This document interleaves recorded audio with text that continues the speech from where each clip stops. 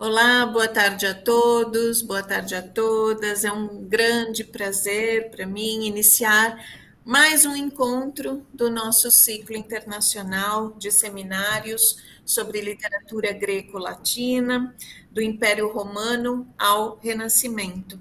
Um evento bilíngue organizado entre a Universidade de Buenos Aires e a Universidade de São Paulo, com a proposta de construir pontes entre as nossas universidades, entre os nossos países, mas também entre a antiguidade chamada clássica e aqueles períodos mais tardios, né, que ou por desconhecimento ou por preconceito não tem sido objeto de estudos nos nossos cursos mais direcionados, né, para a literatura consagrada como canônica, né? Uhum. Eu volto a lembrar, né, que nossos textos e autores são relevantes não apenas em si mesmos, mas também quanto à sua recepção, né? E, portanto, este nosso encontro se torna ainda mais significativo, né? Esse é o caso de Apuleio, né? Uhum. Que, por exemplo, foi lido, tão lido, por Agostinho de Hipona, né? Por exemplo, entre tantos outros, né? E sobre o qual nós vamos falar hoje. Eu agradeço, né, a minha colega e coorganizadora Liliana Pégolo pelo convite para participar da organização desse evento. Agradeço a nossa amiga Cecília Alberto Mendia, que hoje chegará um pouco depois. Agradeço a nossa convidada, Jimena Palácios. Agradeço a todos os presentes, lembrando que todos poderão fazer comentários ou perguntas por Uhum. escrito durante a conferência ou depois, de viva voz. Né? Pediria a todos que mantivessem câmera e microfone desligados por uma questão de técnica, né? De peso, né? Do nosso vídeo, e passo a palavra então para a nossa Liliana para os agradecimentos. Bueno, muchas gracias, Elaine. Para mí es un enorme orgullo que esté Jimena acompañándonos hoy. Por supuesto que me une a ella muchas cosas en común. El compartir, tanto es así que yo fui jurado de su tesis doctoral, que versó Es verdad. precisamente sobre Metamorfosis de Apuleyo. Por lo tanto, Ujú. es decir, hay muchas cosas académicas que nos unen, pero también otras Ujú. afectivas, de un trabajo compartido, de ideas compartidas, de Ujú. sentimientos compartidos. Por lo tanto, esto es como estar definitivamente en casa, ¿no? Ujú. En eso consiste esta patria y esta matria que definitivamente nos une. Así que es cierto lo que dice Laine, que estamos acercándonos a autores que no son tan trabajados, tan vistos por los currícula. Acá en Buenos Aires se suele terminar los niveles de latín 5 abordando Metamorfosis de Apuleyo. Eh, pero como que ese es el punto límite, ¿no? Ujú. Suele ser el punto límite de Ujú. este canon, que uno comienza a pensar, ¿es Apuleyo un poeta? Bueno, sí, desde la perspectiva de un hacedor, es por cierto un poeta. ¿Es clásico o ya tenemos que repensar esos criterios historiográficos en lo que hace a la Ujú. historia de la literatura? Ujú. Y agrego una anécdota más, ¿no? Yo que durante mucho tiempo, y sigo haciéndolo, por cierto, me he dedicado a la antigüedad tardía, en el momento que se me convocó para ser jurado de Jimena, yo dije, pero si yo hago antigüedad tardía, Ujú. a quien fuera la directora de Jimena, ¿no? La profesora Elizabeth Caballero del Sastre, y dice, pero bueno, estamos ahí. Eso también puede ser considerado Mm. antigüedad tardía. Entonces, este me parece que es el desafío, ¿no? Ujú. El de repensar categorías, el de repensar los géneros, el de repensar la historia de la literatura. Ujú. Así que, bueno, muchas gracias a todos y a todas por compartir esta tarde con nosotros y nosotras. Te paso la palabra, Elaine. Gracias, Liliana. Con mucho, mucho gusto les presento a nuestra invitada, Jimena Palacios, que es doctora de la Universidad de Buenos Aires, trabajando en el Instituto de Filología Clásica de la Facultad de Filosofía y Letras de la Universidad de Buenos Aires. Es docente de Lengua y Cultura Latinas, de la Maestría en Estudios Clásicos y miembro de la comisión de doctorado de esa misma facultad por la área de lenguas clásicas. Es autora y coautora de capítulos y de artículos en publicaciones especializadas y ha hecho también traducciones de textos latinos. Su tema central de investigación es la literatura latina imperial y además trabaja con la perspectiva de género para el abordaje de dicha literatura, especialmente de la fábula y de la novela. Es coordinadora junto a la doctora Liliana Pegolo del grupo Translatio Metamórfica, dedicado a la confección de una traducción anotada de las metamorfosis de Apuleyo, del que nos va a hablar hoy. Entonces, Jimena, muchas, muchas gracias por estar acá connosco y el espacio es todo suyo. Gracias. Bueno, muchísimas gracias por la presentación tan amorosa y sentida, Elaine, y bueno, y Lili, muchísimas gracias.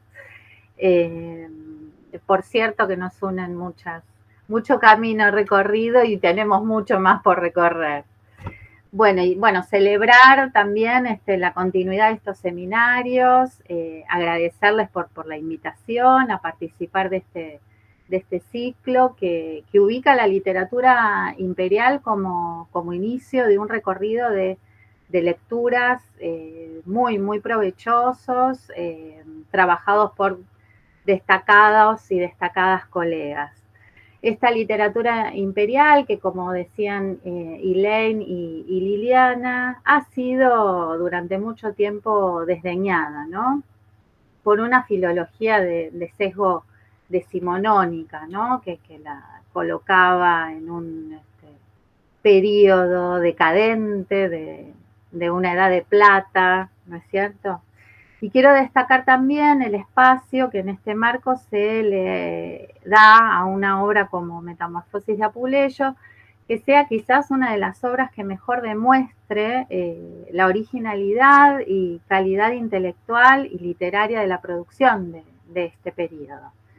Se trata de una obra tan compleja, artística y filosóficamente que, si bien ha sido objeto de una intensísima actividad crítica, podríamos decir, en los últimos 30 años, aún hoy siguen planteándonos numerosos interrogantes, sobre todo en lo referente a la unidad y a la interpretación de la obra.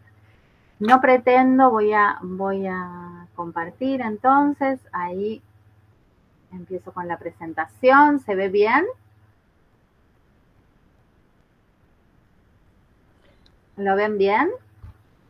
Sí, Jimena, Sí, se ve muy sí. bien. Sí, Perfecto, sí. bárbaro. Entonces, no pretendo en esta ocasión abordar esta complejidad de la obra en su conjunto, ni tampoco ofrecer una lectura acabada de la novela, ni tampoco de un episodio en particular. En cambio, esta presentación tiene por objetivo trazar algunas líneas de lectura para continuar reflexionando sobre dos de sus ejes fundamentales, el tema de la magia y el tema del relato. Es por eso que esta presentación tiene este título, ¿no? Los relatos sobre la magia y la magia del relato, metaficción, alusión y narración en Metamorfosis de Apuleyo. Entonces, antes de introducirnos en la cuestión que nos ocupa, conviene que repasemos que Metamorfosis, también conocida como El asno de oro de Apuleyo, es una novela latina constituida por 11 libros, y esta novela se produce en un contexto sociocultural complejo como lo fue el del Imperio durante el siglo II después de Cristo.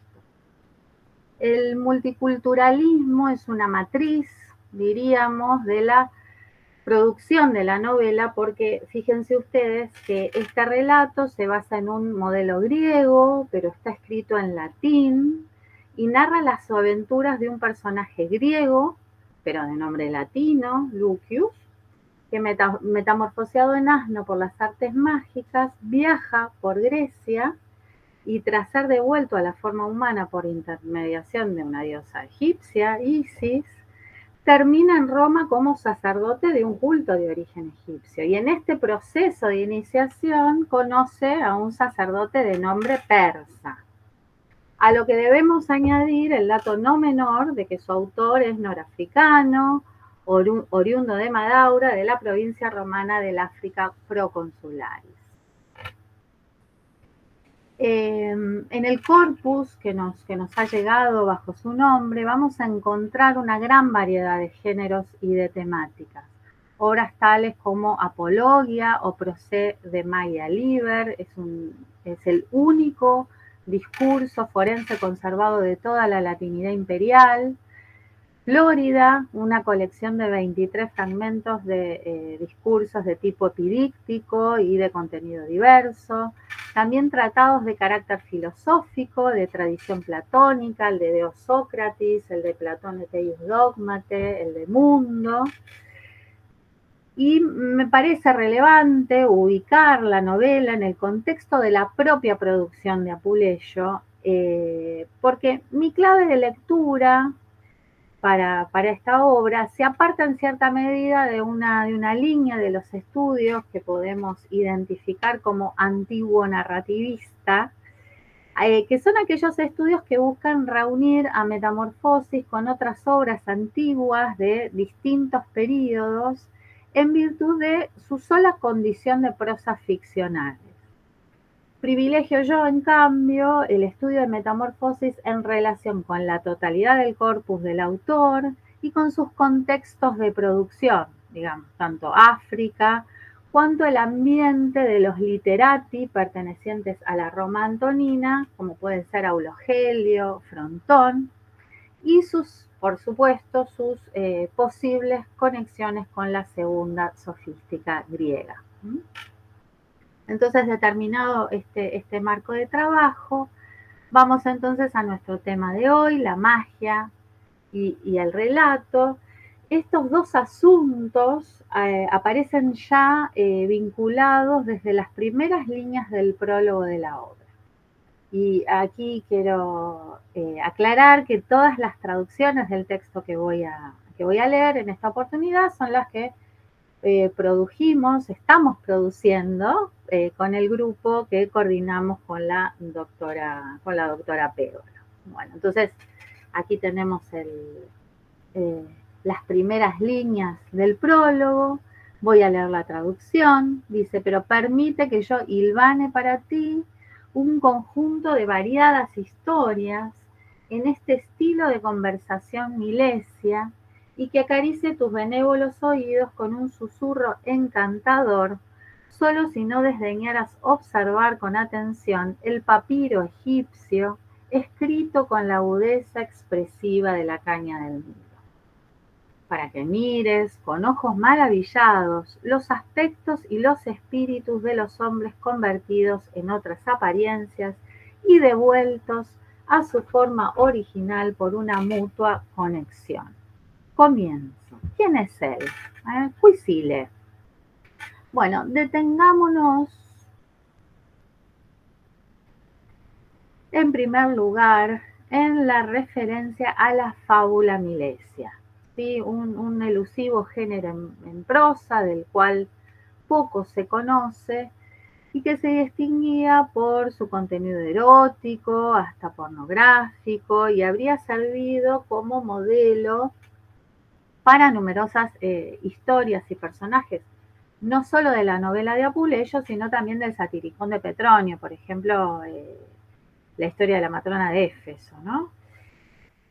Pero dado que no todo el contenido de la novela es en este tono, erótico, obsceno, otros críticos proponen entender por Milesia una calificación para cualquier narración en prosa de ficción con final abierto, que contiene una narración central, con un narrador protagonista, como es este caso, que transmite al lector este hilvanado de guaria de fábula, ¿no?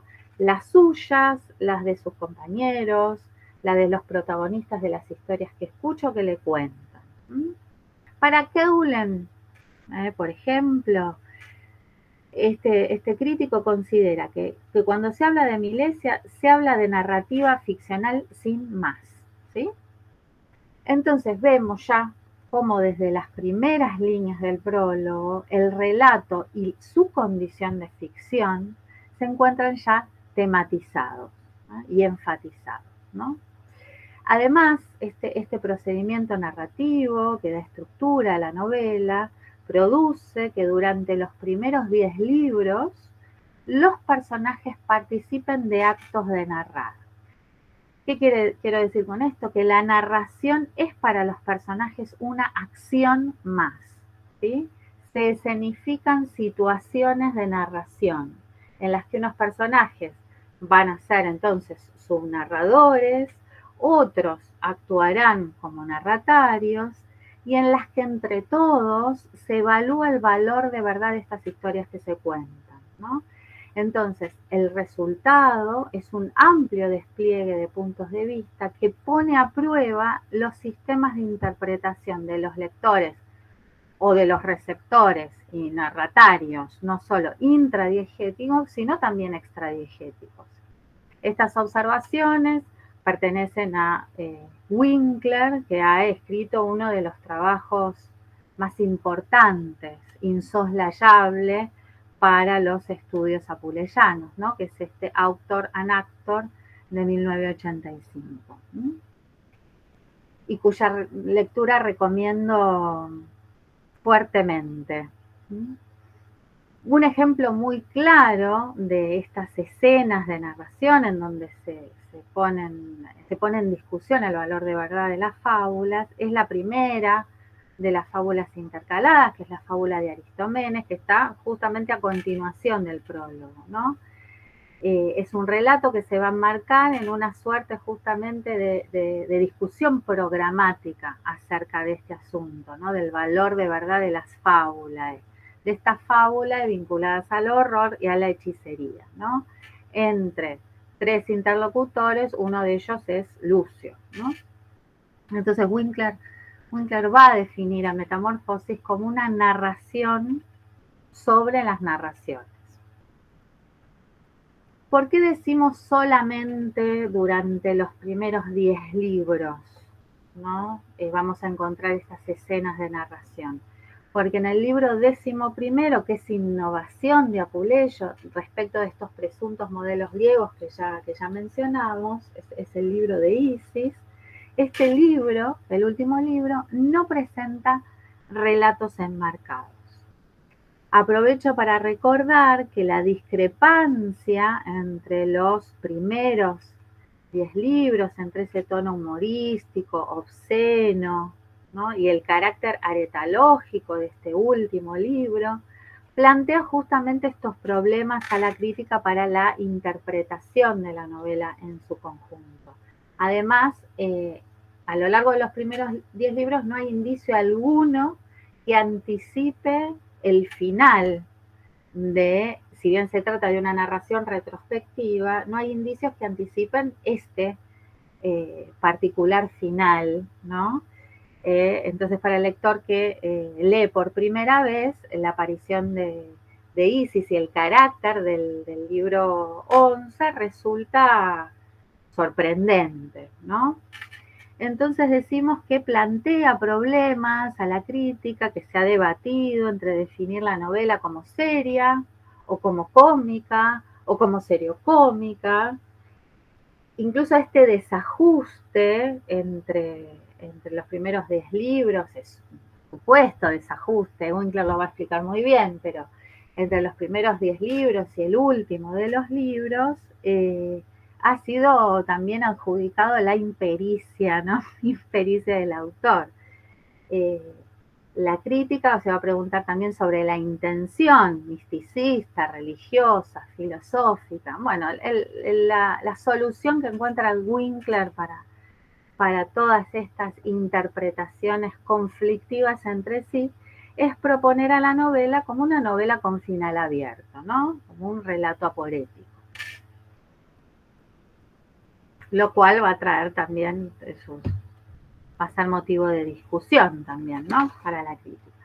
Pero bueno, volviendo a nuestro tema, a estas primeras líneas del prólogo, detengamos ahora en esta otra afirmación del enunciador, cuando dice que, pero permite que yo hilvane para ti un conjunto de variadas historias en este estilo de conversación milesia y que acaricie tus benévolos oídos con un susurro encantador. Este enunciado metanarrativo hace referencia al papel del lector, del receptor, ¿no? Y no es casual, es una marca contextual. Si tenemos en cuenta el lugar preponderante que en la segunda sofística tiene el receptor, ¿no? La segunda sofística exige un receptor con competencia interpretativa, ¿no? Y esto se va a confirmar a lo largo de la novela en distintas instancias de apelaciones directas al lector, ¿no? Incluso se va a calificar al lector como scrupulosus en el libro noveno, ¿no? Y entonces, paralelamente a esta puesta en primer plano del relato de ficción y también de su recepción, estos términos permulqueris, susurrus y lepidus introducen el tema de la magia en varios niveles, ¿no? Y como se trata de la lectura en voz alta de un papiro egipcio, esta referencia habilita las asociaciones con las imágenes del Nilo y del poder encantador de la música que encontramos, por ejemplo, en Ovidio, en Arte de Amar, donde el Magister aconseja a las mujeres que para enamorar deben repetir los cantos que se entonan con los ritmos del Nilo. Es Egipto también el país de la magia y de los relatos maravillosos, como afirma Aulo Gelio.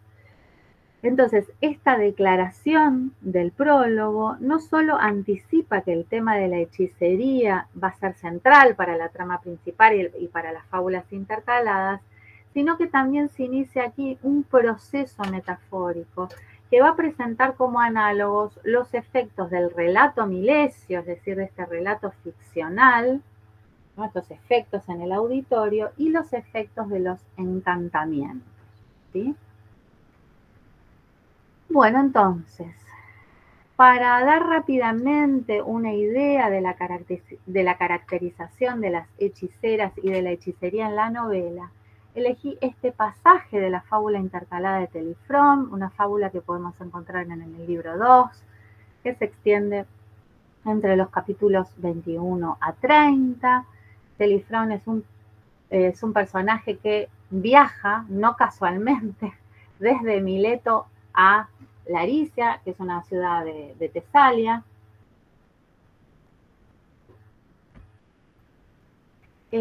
porque es en este pasaje donde se describe a las brujas, en este pasaje, en esta fábula, ¿no? Y su accionar de la manera más completa, ¿no? Se reúnen aquí una serie de atributos que luego van a aparecer de manera más dispersa en la novela, ¿no? El propio Telifrón va a contar que es contratado como guardián de un cadáver al que debe defender de la rapacidad bestial de las brujas que arrebataban fracciones de los cuerpos muertos para usarlos como ingredientes de sus pociones o como elementos de sus conjuros. Bueno, y un personaje le advierte en este pasaje sobre lo que implica esta tarea, ¿no? Leo entonces, dice, y ya en primer lugar responde él, se debe permanecer en vigilia, ¿sí? Durante toda la noche, con los ojos bien abiertos, incluso sin cerrarlos, siempre atentos sobre el cadáver. La pupila no debe desviarse a ninguna parte, ni siquiera debe torcerse, dado que las muy malvadas y capaces de cambiar de aspecto se arrastran sigilosamente con el rostro convertido en el animal que quieran, para engañar con facilidad incluso a los propios ojos del sol y de la justicia, pues asumen la apariencia tanto de aves como de perros y de ratones, y además de moscas. Entonces cubren con el sueño a los guardias por medio de sus imprecaciones. Y ninguno podría definir adecuadamente cuántas trampas inventan estas mujeres sumamente depravadas en pos de su deseo, ¿sí? Un poquito más adelante, el pregonero va a decirle a Telifrón: pero hey, joven, fíjate de resguardar atentamente de las malas arpías al cadáver de este hijo de un ciudadano de los más destacados, ¿sí? Bueno, entonces, como vemos, la representación de las brujas conserva mucho de los rasgos heredados de la tradición grecolatina, en la que la hechicería se presenta básicamente como una herramienta más de las mujeres para controlar y dominar la voluntad de los varones, ¿no? La bruja constituye en la novela el ser incontinente por excelencia, ¿no? Que en este pasaje se señala con este término libido, ¿no es cierto? Pro libidi nesua, ¿no? En pos de su deseo, en pos de su pasión descontrolada, sería en este caso. También habitan las regiones de Tesalia. Pueden describirse las brujas de metamorfosis, como en este caso, como seres depravados, ¿no? Esta es nequísima de mulieres, de térrima de huercipeles, ¿no? Hasta monstruosos, como es el caso de Méroe y Pantia en el libro primero. Suelen actuar en duplas o en tríadas, y es por eso que se las identifica con estos monstruos colectivos, como las arpías, las lamias, las furias. Inclusive algunas son de edad avanzada, como las Anus cantatrices, que aparecen también en este libro, mencionadas en el capítulo 5, y la saga a la que se hace referencia en el libro 9, que es una especie de Celestina, que a través de sus poderes va a intentar influir sobre la voluntad de un marido engañado por su mujer, ¿no? Pero también hay hechiceras atractivas, ¿no? De apariencia atractiva, como lo es la Méroe que mencionamos recién del libro 1, que es la amante de Sócrates, y Pánfila, que es la esposa de Milón, que es quien hospeda a Lucio, ¿no? Estas dos son las mejor individualizadas y están construidas de manera más o menos explícita sobre los modelos épico-trágicos de Circe y de Medea, ¿no? Por ejemplo, uno de los rasgos que permite esta identificación, vamos a ir viendo otros, es que castigan a los amantes desleales, ¿no? Y los castigan, por ejemplo, con las metamorfosis en animales e inclusive con la castración, ¿sí? Tengamos en cuenta que la prosa ficcional de Apuleyo opera incorporando elementos de estos géneros elevados, pero degradando la dignidad, por ejemplo, de los protagonistas o de los espacios también muchas veces asociados a estos personajes, ¿no? Mero es una tabernera y prostituta, y Pánfila es una matrona adúltera, una uxor impudica, de provincia, ¿no? Que nada tienen que ver ninguna de ellas dos con las reinas o las diosas de la épica y de la tragedia, ¿no? Esta representación tan negativa de la magia ejercida por mujeres es consistente con los conceptos vertidos por Apuleyo en su discurso de autodefensa. Allí Apuleyo responde a las acusaciones que promueven en su contra los familiares de su esposa, de Emilia Pudentila, acerca de que él ha ejercido la hechicería para conquistar a esta viuda acaudalada. Me estoy refiriendo a Apologia o Procede Maia Liber, que es este discurso forense, que es el único que conservamos de la latinidad imperial. Bueno, entonces en este discurso Apuleyo opone dos definiciones de magos. La primera, que tienen ustedes allí, que asimila al sacerdote latino con el mago persa, que es el encargado de los ritos, de las ceremonias, experto en la reglamentación y el derecho religioso. Y la segunda responde a la creencia vulgar acerca del poder del mago para someter a los dioses por medio de misteriosos encantamientos, ¿sí? Esta dicotomía que plantea Apuleyo en este discurso se resuelve en la novela en términos de género masculino-femenino. A la segunda definición, ¿no? El segundo tipo de magia corresponde la que es practicada o empleada por mujeres, que está identificada claramente en la novela como familiares feminarum artes, y que va a ser sostenidamente descalificada como criminal, ¿no? Facinerosa de disciplina. Frente a otras descripciones, podemos decir más respetuosas o bañadas de fina ironía cuando se trata de varones, ¿sí? Por ejemplo, en este mismo libro tenemos dos ejemplos. Se narran los hechos milagrosos de un profeta egipcio, posiblemente un sacerdote de Isis, en la misma fábula de Telifrón, libro 2, capítulo 28, y también aparece el caldeo Diófanes, que es caracterizado como un charlatán, pero que sin embargo su predicción respecto de Lucio se cumple. Esto es en el capítulo 14, la aparición de este personaje en el mismo libro 2.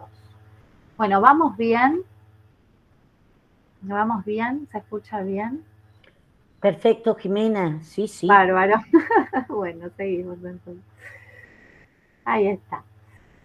Pero ¿cómo reformula entonces y precisa Apuleyo la amenaza que representan las brujas en Metamorfosis? ¿Y cómo se equiparan, ¿no es cierto?, estos efectos y propiedades de la magia con los del relato de ficción, ¿no?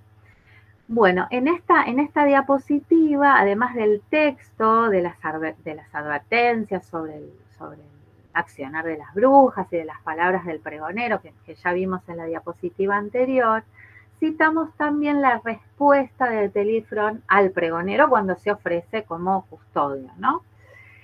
Entonces dice, tras conocer estas cosas, fortalezco mi ánimo como un varón, con másculo, ¿no? Y en ese momento, dirigiéndome al pregonero, le digo, ves a un hombre de hierro e insomne, ciertamente con una mirada más aguda que el mismo Linceo o Argos y todo ojos. Bueno, entonces, en estos dos pasajes vamos a observar una serie de elementos, ¿no? La reiteración de términos que se refieren a la visión. Oculis, aquis, oculus, oculos, oculium, totum y el adjetivo perspicax. Perdóname, Jimena, ¿vos estás pasando las diapositivas? Sí, ¿a dónde estamos? No, pero no se están viendo, digamos, el paso de las diapositivas. Sí, yo las vengo pasando. Ahora sí. Ahora sí se ve.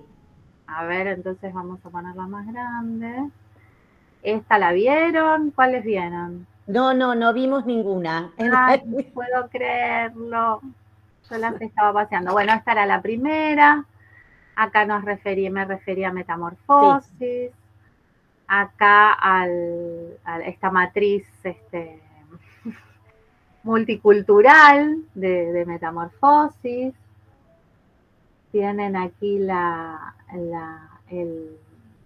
bueno, después la podemos subir para que la vean mientras vuelven a escuchar el Corpus Apuleianum. Acá había citado las primeras líneas del prólogo. Aquí tenemos la fábula Milesia. Lo que había comentado de la discrepancia entre los primeros libros y el último libro. Estábamos acá con las referencias a Egipto, al Nilo y al Lector Scrupulosus. Bueno, y aquí, bueno, la fábula de Telifrón, lo que habíamos, el primer pasaje que traduje, la referencia a la construcción monstruosa de las hechiceras, como arpías, como lamia y como furias. Y entonces, claro, se ve que en la modalidad presentación no... Estas son las citas, estas son las citas a la apología, pero qué lío. Bueno, ahora estoy acá, en esta. Ahí se ve, bueno, ahí se ve. A ver, vamos a subir así, por lo menos así, las voy pasando así. Dale, está bien, sí. Ahí se ve, porque se ve que haciendo la presentación seguida, qué lástima, bueno, no importa. Entonces, en estos pasajes citados, en esta diapositiva, agregamos las palabras de Telifrón, que es lo que les estaba leyendo recién. Y observamos una serie de elementos que están allí destacados, ¿no? La reiteración de términos que se refieren a la visión, oculis, acies, oculos, oculeum, totum, y el adjetivo perspicax, ¿no?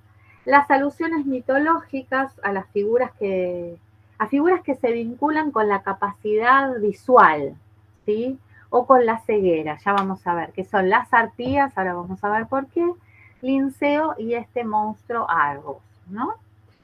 Dos de estas alusiones, las arpías y Linceos, constituyen referencias al mito de los argonautas. Recordemos que también esta historia, la de Telifrón, transcurre en las regiones, en Tesalia, ¿no? Que es la región desde donde, según los mitógrafos, parte la expedición en busca del vellocino de oro, ¿sí? Y la utilización de este verbo, del verbo cominiscor. Entonces, recordemos que dentro del repertorio mitológico grecorromano, las arpías eran unas criaturas infernales de insaciable voracidad, se vinculan fundamentalmente con el episodio de Fineo, referido por Hesíodo, pero narrado en detalle en época helenística por Apolonio de Rodas en sus Argonáuticas. Recordemos que el rey Fineo de Tracia, castigado por una larga vejez y por la ceguera, y debilitado por la acción de las arpías, espera ser rescatado por los hijos de Bóreas, ¿no?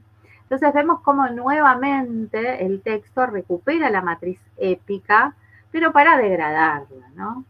La alusión a las arpías establece un paralelo entre la rapacidad de estos genios alados y la violencia depredadora de las hechiceras en esta sacrílega profanación de cadáveres humanos.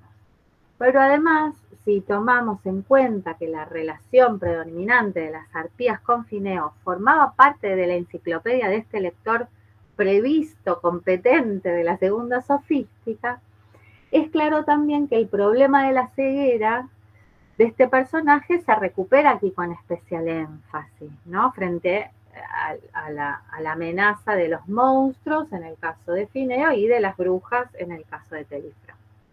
La analogía con Linceo nos remite también al mito de los argonautas y a un personaje que es célebre por su prodigiosa mirada, porque con ella podía penetrar la tierra y conocer los secretos infernales.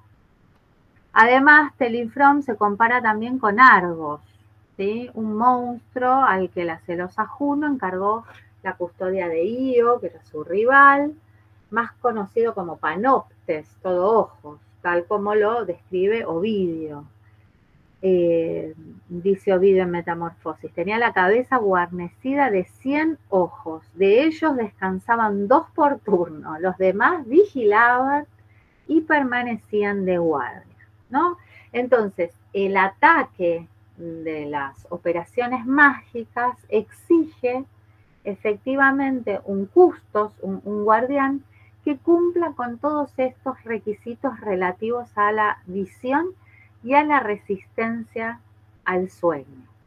Pero tengamos en cuenta también que además de estas alusiones mitológicas, la aptitud para mantenerse despierto se designaba en Roma con un término específico, que es la vigilantia, ¿no?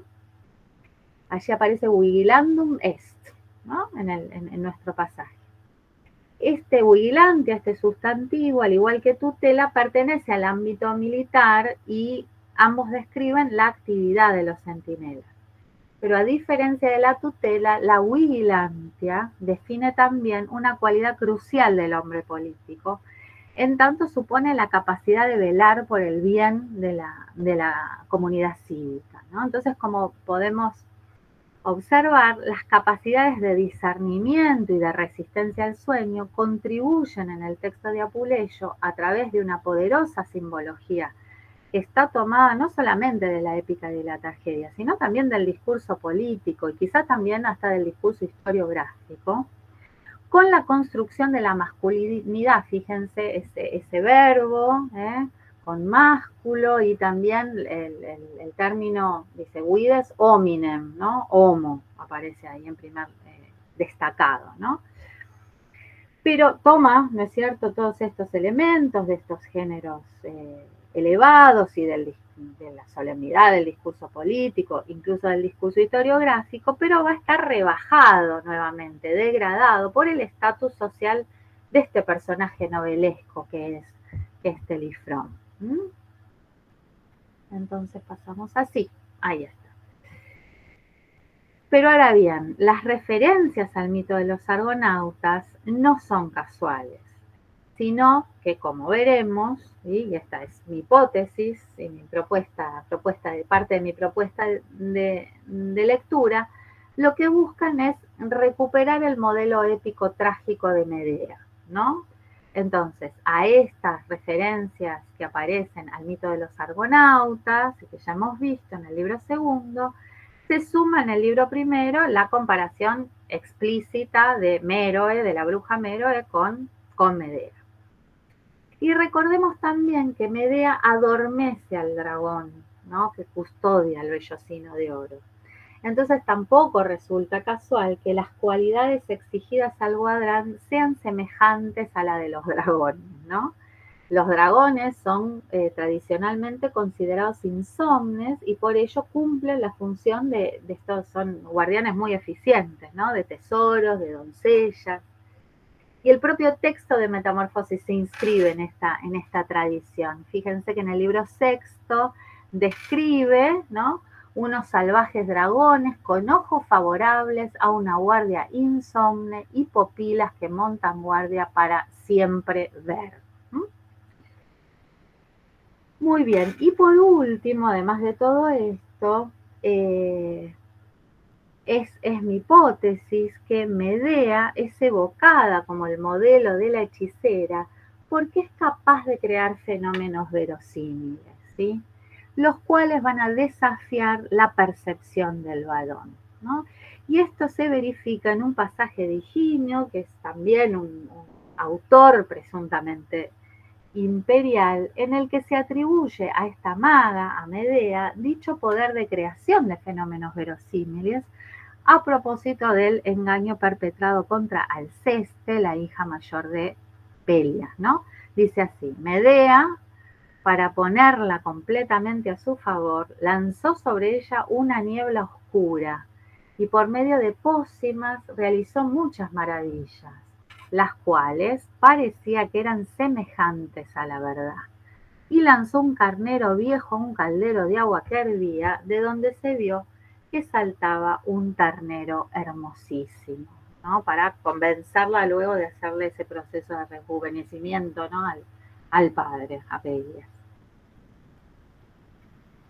Si volvemos entonces a nuestro pasaje de la fábula de Telifrón, veremos que para describir el accionar de las brujas rapaces se utiliza la forma cominiscuntur, ¿sí?, del verbo cominiscor. Esto es, según el Oxford Latin Dictionary, maquinar, imaginar, inventar, fabricar una cosa falsa y fingir.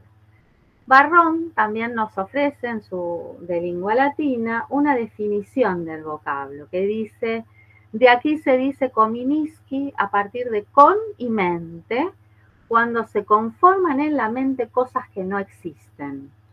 El verbo o sus formas derivadas son empleados en Metamorfosis por lo menos en 9 ocasiones más, en las que se lo aplica a fenómenos o situaciones que resultan verosímiles. Un rastreo semejante se puede hacer en Ovidio y en Plauto, ¿sí? Incluso en apología, se utiliza, en el discurso de Apuleyo, se utiliza el participio modificado por el adverbio verisimiliter para desacreditar un testimonio que perjudica al acusado. Dice, qué historia tan ingeniosamente armada y tan verosímilmente inventada. En consecuencia es este el sentido que optamos por recuperar para el ejemplo de las brujas, ¿no? Porque nos permite explicar con más precisión en qué consiste la eficacia y la peligrosidad de sus artes mágicas. Las hechiceras cuentan con la capacidad de crear fenómenos verosímiles, los cuales van a poner a prueba la percepción del observador. Y es por ello que las operaciones mágicas van a ser calificadas como invisibles, caicas, como ciegas, ¿no? Invisibles e inevitables, a punto tal de confundir a la más lúcida y atenta mirada, ¿no?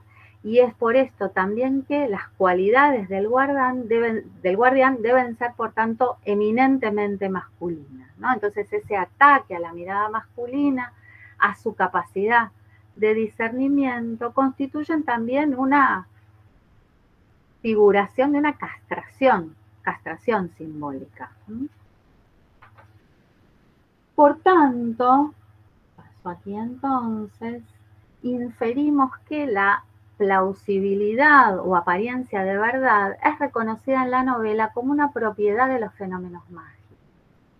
Podemos entonces agregar ahora que, fuera del ámbito de la magia, explícitamente estos términos verisimilitudo y verisimilis y sus expresiones asociadas se aplican a las obras de arte, como es el caso del atrio de Virrena, dice, cito, traduzco mejor dicho, bajo el margen extremo del muro cuelgan frutas y racimos a las cuales el arte, imitando a la naturaleza, compuso semejantes a las verdaderas, ¿no?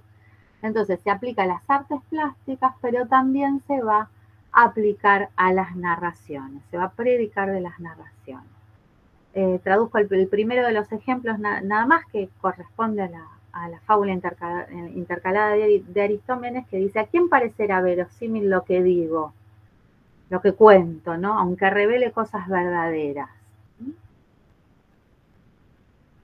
Es esta noción de verosimilitud, y estoy bien, es esta noción de verosimilitud la que construye y equipara los efectos y las propiedades de las prácticas mágicas con los del relato de ficción, ¿sí? Este proceso metafórico que, como vimos, se inicia en el prólogo con la imagen, que vincula el relato ficcional con un lepidus susurrus, ¿no? Que acaricia los oídos del receptor. Y esto se evidencia como un gesto autorreflexivo respecto de la propia condición de ficción de la prosa, ¿no? Y de esta novela en general y de la novela en particular. Podemos entonces reconocer, esta también es mi propuesta de lectura, a Metamorfosis como un ejemplo de literatura metaficcional. Este término, el término metaficción, es un término acuñado por Waff para describir un tipo de escritura de ficción que se desarrolla dentro del marco más amplio del movimiento, dice Waff, ¿no? Del movimiento cultural al que comúnmente se identifica como posmodernismo, así que Apuleyo adelanta el posmodernismo y que designa a la escritura de ficción que, como la prosa de Apuleyo, de manera autoconsciente y sistemática, llama la atención acerca de su estatus como artefacto, con el propósito de cuestionar la relación entre ficción y realidad. Entonces, todos los enunciados que relevamos en la diapositiva anterior son enunciados metaficcionales, ¿no? Según esta definición. Pero hay otros recursos metaficcionales en Metamorfosis, ¿no? Hay una amplia gama, ¿no? que se despliegan.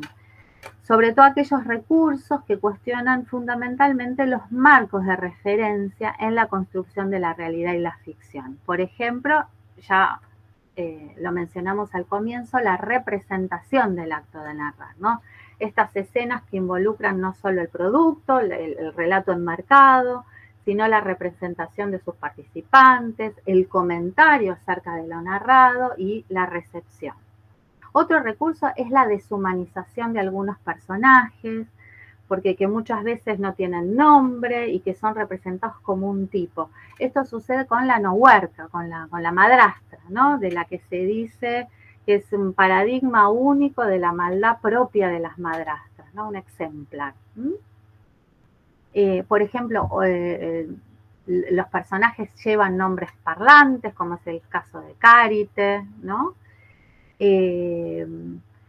Otro recurso es que en la perpetración de engaños, que dentro de Metamorfosis son muchísimos, se da esto que se conoce como teatro dentro del teatro, que incluso puede involucrar el despliegue de una imaginería vinculada a la representación dramática, como es en el caso de todas estas historias y personajes que cito allí, ¿no? Los personajes también vislumbran o desean que su historia sea objeto de algún tipo de representación artística, exponiendo esta problemática relación entre lo real y lo ficcional. El propio Lucio dice, por un lado, mi gloria será extraordinaria, por otro, yo me volveré una gran historia, una fábula increíble, incredundam fabulam, y una obra con varios libros. ¿Sí? Esto también pueden revisar el pasaje del libro 6, capítulo 9, 2 a 4, en donde Carite, es un pasaje bellísimo, habla de su futura representación en obras de arte, ella escapando con el asno, ¿no? Escapando del cautiverio con el asno. También todas las formas de intertextualidad, como las que estuvimos viendo, las alusiones míticas, literarias, las parodias de otros textos y las frecuentes intromisiones del narrador para comentar no tanto sobre el contenido de la historia, sino sobre el acto de la narración misma, más que nada sobre la construcción de la historia. Bueno, ahora, ¿qué plantea, ¿no? Esta autorreflexión respecto de la condición de la prosa ficcional al construirla como análoga a las prácticas mágicas?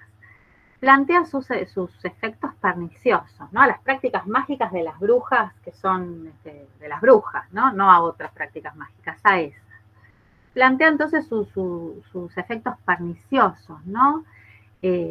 Tanto la magia como la ficción cuentan con esta capacidad de crear fenómenos verosímiles que pueden afectar el discernimiento del receptor, de un receptor no competente, ¿no? Y esta preocupación parece no ser exclusiva de Apuleyo, sino que está bien atestiguada en su contexto de producción. Y podemos señalar tres cuestiones, ¿no? En primer lugar, que las novelas en la antigüedad tenían una mala reputación entre los lectores educados, como lo atestiguan la vida de Claudio Albino en la Historia Augusta y el comentario de Macrobio sobre el sueño de Escipión, en donde se hace referencia a las narraciones repletas de hechos ficticios de amantes de Petronio y Apuleyo. ¿Sí? Una revisión detallada de estas fuentes la pueden ver en la introducción del libro de Hoffman, que se llama Latin Fiction, también un libro, es un colectivo imprescindible para la lectura de la novela, ¿no? Antigua. Para Morgan, que es un lúcido estudioso de la novela griega, existen dos características, o por lo menos plantea que existen dos características que definen la relación de este presunto género novelístico antiguo con la ficción. En primer lugar, el hecho de que las novelas comparten peligrosamente con la historiografía el modo narrativo y el uso de la prosa, mientras que la artificialidad del verso remarca esa construcción, esa condición, de constructo y impone una distancia estética, ¿no? con el discurso ordinario. La ficción novelística se vale de la prosa y al tomar la forma propia del discurso de la historia fáctica y estar más cercana al lenguaje coloquial, desdibuja estas fronteras entre lo real y lo que no lo es y crea un efecto de inmediatez que permite el compromiso más directo del lector con los eventos narrados. Y en segundo lugar, señala Morgan, la condición necesaria para la ficción es que ambas partes, emisor y receptor, adviertan que el hecho fácticamente no es real. Entonces, si no hay intento de engañar, existe un acuerdo tácito entre las partes, un juego mutuo de hacer creer, ¿sí? Y en último lugar, quisiera señalar que es el propio Apuleyo, en uno de sus tratados filosóficos, acerca de Platón y de su doctrina, que plantea la existencia de dos tipos de retórica, ¿no? Una retórica filosófica, que la identifica con la dialéctica, y una sofística a la que denomina adulandi scientia, ¿no? Esta última es la que capta lo verosímil y tiene el poder de persuadir sin enseñar, y es propia de aquellos sujetos que se alejan del recto método de vivir. Entonces, es posible asociar el tipo de ficción, tal como se describe en los testimonios a los que hicimos referencia al comienzo, el de la historia Augusta, el de Macrobio, ¿no? Ciertos tipos de ficción que responden a esta retórica sofística, ¿no? Y entonces observemos este estatus ambiguo, ¿no? de la ficción novelesca, ¿no? de la ficción novelesca en particular. Bueno, entonces para ir cerrando, quiero dejar algunos apuntes para leer, si es que todavía no lo han hecho, o para releer Metamorfosis, ¿no? Bueno, si recordamos entonces el lugar preponderante que tiene el receptor y el lector para la segunda sofística, y en esta novela, ¿no? En particular, este estatus ambiguo de la ficción, además, esta potencial capacidad de la ficción para engañar, mi hipótesis o mi línea de lectura es que en esta reflexión metaficcional que lleva adelante la novela, por ejemplo, a partir de equiparar, ¿no? de desarrollar un proceso metafórico que equipara la magia con los efectos del relato de ficción, la verosimilitud se presenta no como una cualidad exclusiva de la producción del texto, sino como una propiedad, teniendo en cuenta también lo que dice Apuleyo en su tratado filosófico, decía, sino como una propiedad que se constituye en relación dinámica con el sistema de creencias, la calidad moral y el estatus sociocultural del receptor. En este sentido es que propongo que Lucio, como protagonista de la historia, se construye como el antimodelo de este lector competente, ¿no? De ficción, ya que según su sistema de creencias y contradiciendo la ideología propia de su grupo de pertenencia, porque Lucio es un varón de las élites ilustradas, de los estamentos superiores, admite la existencia de la hechicería y la adivinación y por consiguiente acepta como verosímiles las fantásticas fábulas que le cuentan Aristómenes y que escucha de Telifrón y por eso sucumbe, ¿no? Ahora, como una composición, todo esto nosotros lo estamos leyendo en una prosa ficcional a su vez, ¿no? Entonces, como una composición en abismo, el texto de Metamorfosis pone a prueba también nuestra propia competencia como lectores de ficción. Entonces, ¿nuestro sistema de creencias permite creer en la transformación de Lucio? ¿Nos hemos dejado llevar como el joven por los melifluos encantos de la ficción? ¿Hasta qué punto hemos suspendido nuestro juicio crítico, ¿no?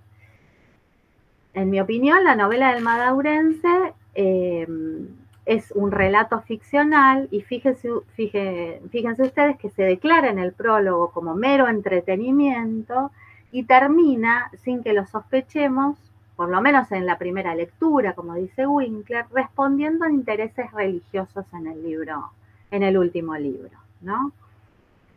Entonces proponemos que la densidad de alusiones literarias que el texto ficcional de Apuleyo entreteje, ¿no? Y que en esta presentación apenas hemos podido entrever, comprueba no tanto la tradicional caracterización de la novela como un género abierto, dialógico, polifónico, que por supuesto lo es, y la lucha de la novela por definir su propio género y estatus, como sostiene parte de la crítica, sino que más bien en lo que pone acento es en el carácter ficcional de todos los géneros que incorporan este entramado de alusiones, inclusive cómo incorpora la historiografía, a la manera de como lo hace Luciano de Samosata en sus historias verdaderas, ¿no? Luciano, que es también un escritor del periodo, ¿no? Del siglo II. En consecuencia, y para terminar ya, es posible afirmar que la capacidad autorreflexiva de Metamorfosis está orientada a presentar no solo la ficción como cualidad que excede los límites de un único género literario, sino también a señalar que Apuleyo construye lo novelesco como un entretenimiento de eruditos, ¿sí?, en las fronteras que median entre lo marginal, la mentira, lo verosímil y la ficción. Bueno, hasta acá. Hasta aquí. Muchas gracias. Ahí vuelvo. Gracias, Jimena. Gracias por tu brillante ponencia. Yo aprendí muchísimo y creo que todos nosotros y muy, muy buena. Gracias. Yo tengo unos apuntes, no sé si voy a ser capaz de traducirle mi castellano, que ya no lo A hago ver, hace muchos años. sí. Yo trabajo con sátira menipea en el siglo XVI Ajá. y pienso mucho en esa confluencia y mezcla de géneros. Uh-huh. Y también en la mezcla de, de la oralidad en el texto escrito y no solo en el sentido de sermo cotidianos, sino también de oratoria, Por oralidad y supuesto, sí. oratoria. Entonces la retórica y los géneros que serían ficcionales, poéticos, mezclados todos. Y yo pensé todo el tiempo en un nombre que vos mencionaste al final, que es Luciano, Uh-huh.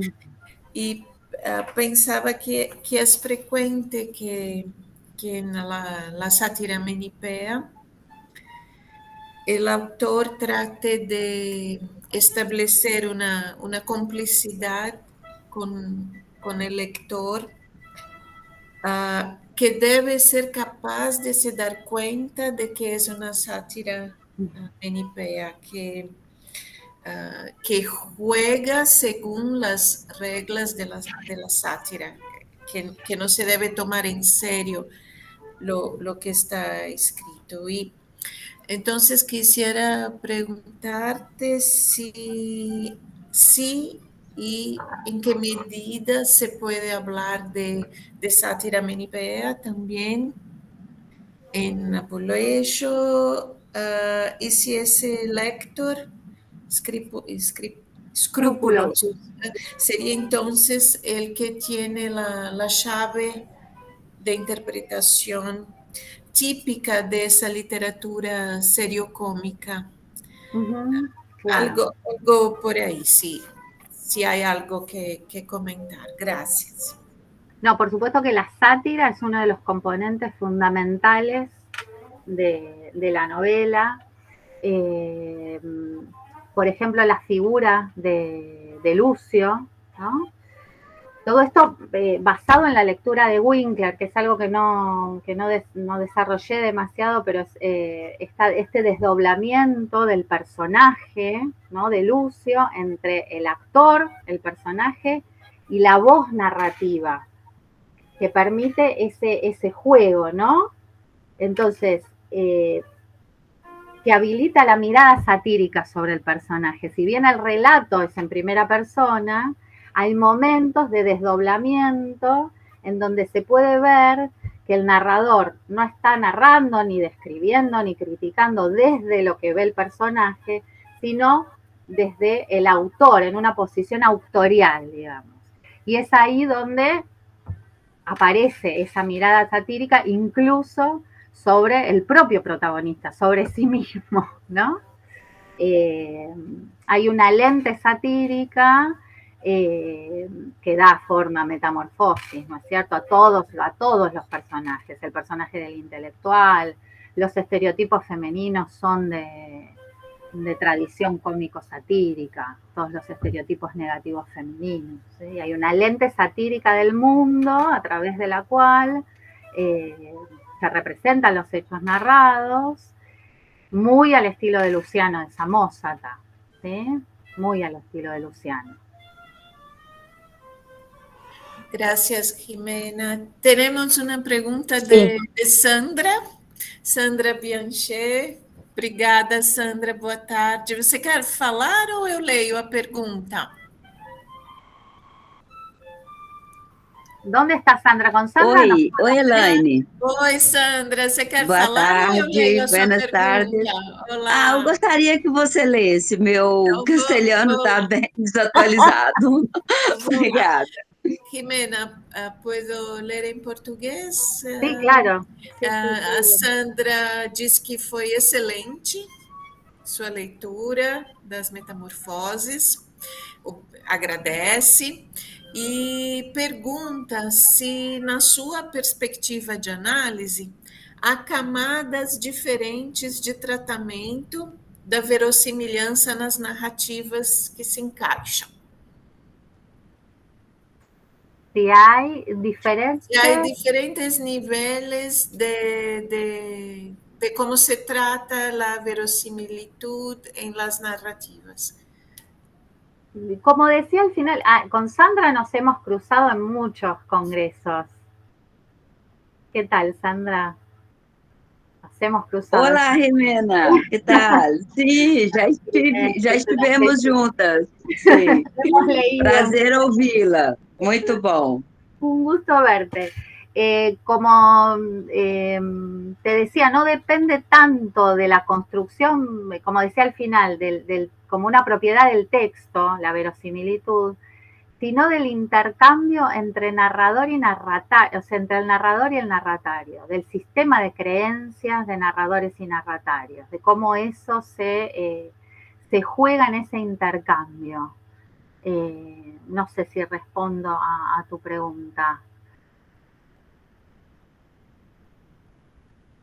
La verosimilitud se construye en esas discusiones y queda criterio, digamos, de tanto de narradores, quedará criterio también del narrador extradiegético, ¿no? Tomar partido por alguna de esas interpretaciones, pero que sean verosímiles, que a un personaje le resulte verosímil o no un relato de magia, dependerá del sistema de creencias. Recordando, por ejemplo, la primera de las fábulas. Hay uno incrédulo, hay uno que no le cree, Aristomenes, hay otro que le cree y Lucio que le cree, ¿no es cierto? Entonces, bueno, depende del sistema de creencias de cada uno y ahí juega este lector competente también del que hablaba Elaine para la sátira, ¿no? Bueno, ¿con qué lectura ¿qué posición adopto? ¿La del incrédulo o la del crédulo? Y todo esto se termina retroalimentando y construyendo un abismo, porque nosotros estamos leyendo un relato que se declara ficcional a la vez, ¿no? Entonces digo que por eso me parece que es un entretenimiento de eruditos esta novela, porque requiere de un lejos de la concepción de la novela como un género de masas por ahí, ¿no? Me parece que es una interpretación que se pone, que es anacrónica sobre la novela por cuestiones de cómo ha sido recibida la novela en la modernidad, ¿no? Es un entretenimiento de eruditos, porque requiere esta novela es abrumadoramente alusiva, la cantidad de matrices genéricas y de literatura con la que hay que contar, de lecturas previas con las que hay que contar para leerla. Y bueno, y eso mezclado también con otras tradiciones literarias de tipo popular, folclórico, ¿no? Esa es la riqueza infinita. Muchas gracias, Jimena. Muchas gracias. A Sandra completa dizendo que pensou na narrativa do livro 7, em que Lúcio seria um ladrão da casa de Milão, que a história é falsa, mas é verossímil. Bueno, esta es la historia de la narración del robo que se cuenta varias veces además, ¿cierto? A la cual se hace referencia varias veces, se renarra, ¿no? Y en cada caso tiene otras audiencias y otras voces, ¿no? Que intervienen.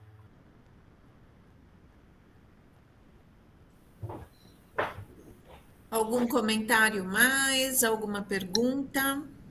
Sí, yo quería un poco, cuando le estaba escuchando a Jimena acerca de todos estos niveles de verosimilitud, ¿no? Creo que hay como distintos niveles, ¿no? Me hace acordar a algo que luego va a ser sumamente trabajado en la antigüedad tardía, pero que evidentemente es la segunda sofística a la que le da origen, es el surgimiento del concepto de plasma, entendido como lo fictum, ¿no? Es decir, lo estrictamente ficticio. Luego, esto ya llegando a Servio, el gran comentarista de Virgilio, que en más de una oportunidad retoma esa tríada conceptual que de alguna forma surge en la segunda sofística, que es esto de mito, plasma e historia, o fábula, sí. Fábula, fictum e historia, si lo traducimos en términos latinos. Sí, y argumentum también. Claro, el argumentum, ¿no es cierto? Cómo en definitiva Servio va a reducir esta tríada a dos componentes simplemente para colocar o incidir en cuestiones estrictamente morales, ¿no? Es decir, cómo desde una perspectiva estoica queda, por supuesto, siempre de lado la fábula o lo mítico, como lo relacionado con lo estrictamente mentiroso o totalmente inverosímil, porque es falto de verdad absoluta, y entonces se destaca esa idea de una ficcionalidad moral que es estrictamente verosímil o que tendría que ser verosímil porque es semejante a la verdad, y esto en cierta forma se equipara con la historia, que se supone que es el relato de la verdad, ¿no es cierto? Me parece que la segunda sofística trae a consideración esta tríada de conceptos que en definitiva, conforme a la lectura que uno haga, o esto que decía Jimena, del sistema de creencias en el cual estamos con el cual estamos imbricados va a terminar convirtiéndose en una dualidad de lo que es moral o de lo que no es moral, ¿no es cierto? De lo moral o lo inmoral. Y un género como el de la novela que carnavaliza a los géneros elevados, a los géneros graves, bueno, va a hacer que posiblemente sea solamente un entretenimiento de masas, pero que no sea un género que se destaque por ingresar en el cuadro En el de los canon. géneros canónicos, ¿no es Claro. cierto? Pero lo que yo pienso es que justamente lo que hace Apuleyo al incorporar todos estos otros géneros narrativos es mostrar la ficcionalidad de los hipotextos. Eso es lo que... La épica, digo, lo tendríamos que ver con otros ejemplos. Digo, la épica también es ficción. Y si se presiona un poquito el argumento, la historiografía, miren que también la historiografía es ficción, ¿eh? Porque también es una narración. Digo, en la línea de Luciano, ¿no es cierto? De las historias verdaderas. Esa preocupación no es una preocupación que se vea demasiado en la literatura anterior a Puleyo, por la ficción en sí, por el concepto de ficción, por el problema de la ficción. Por ahí lo pienso en Plauto, en la teatralidad, el teatro dentro del teatro, ¿no? Ese tipo de preocupación. Algo en Ovidio, y me parece también que no es casual que uno de los autores fundamentales que toma Puleyo, y de los géneros fundamentales, es la Paliata. Pero también sí, porque la Paliata tiene esta preocupación por lo que llamamos después lo metateatral, sí, sí. En este caso sería lo metaficcional, ¿sí? Esa reflexión sobre la condición de ficción. La evolución del concepto de fábula me parece que resulta sumamente importante, ¿no? O qué entendemos por mito. Si uno se detiene estrictamente en Aristóteles, cuando él habla fundamentalmente, utiliza la palabra mito para decir argumento, ¿no es cierto? O en definitiva, con ese mismo sentido aparece el concepto de fábula en Plauto, ¿no? Bueno, escuchen esta fábula, o vean, mejor dicho, esta fábula. Así que yo creo que estamos como en el corazón mismo de lo que es la literatura, ¿no? Que la literatura claro, es ficción y es representación, ¿no? Es mímesis, en definitiva. Claro. Y una conciencia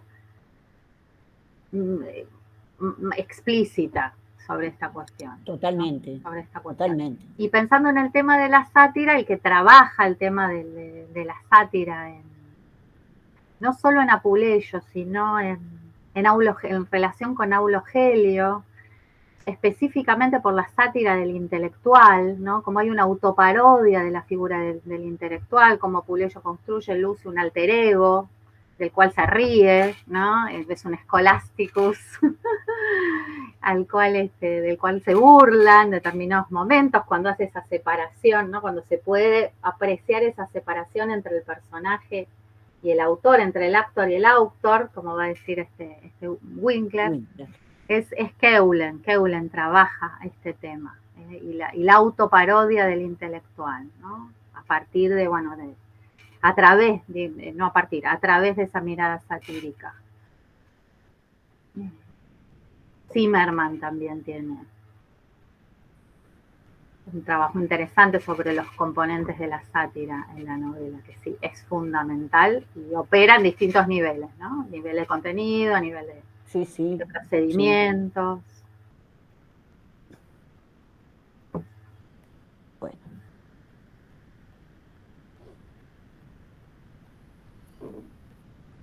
Alguma pergunta mais? Algum comentário?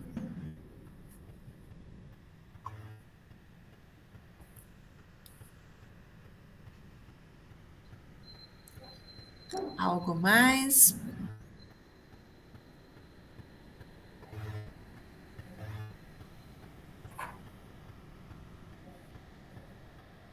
Cecília gostaria de encerrar, não conseguiu Hola, hoje chegar pelo começo, mas ¿cómo está estás? aqui conosco. Hola, sí, ¿qué tal? Les pido disculpas por no haber podido estar desde el principio, pero me alegro mucho de que haya salido todo bien. Escuché solamente la última parte, la verdad que me hubiese encantado escucharlo desde el inicio, así que seguramente tendré oportunidad después cuando lo tengamos todo en YouTube. Te quería agradecer muchísimo, Jimena, por tu participación. La verdad que para nosotros es un placer tenerte y bueno.